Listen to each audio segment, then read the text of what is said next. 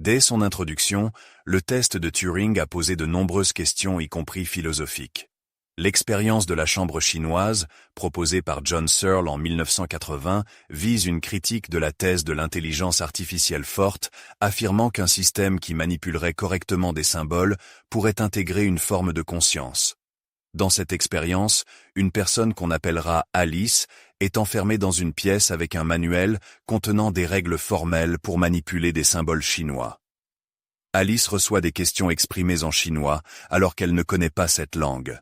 Grâce au manuel mis à sa disposition, elle peut cependant formuler des réponses en chinois. Un observateur externe, lisant les réponses d'Alice, pourra comprendre ce qui est écrit dans ces réponses.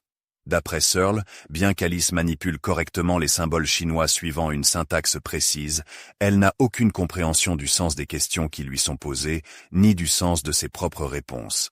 Cette distinction entre syntaxe et sémantique est essentielle. Tout comme Alice dans l'expérience de la chambre chinoise, les mécanismes de génération syntaxique de textes sont indépendants du sens des textes produits. Il faut cependant admettre que les processus probabilistes des IA génératives, basés sur la technologie GPT et fonctionnant désormais de manière multimodale, ne correspondent pas au modèle présenté dans l'expérience de Searle. Les changements de paradigme mis en jeu par ces systèmes nécessiteraient d'autres protocoles d'expérience de pensée afin de tester de nouvelles hypothèses.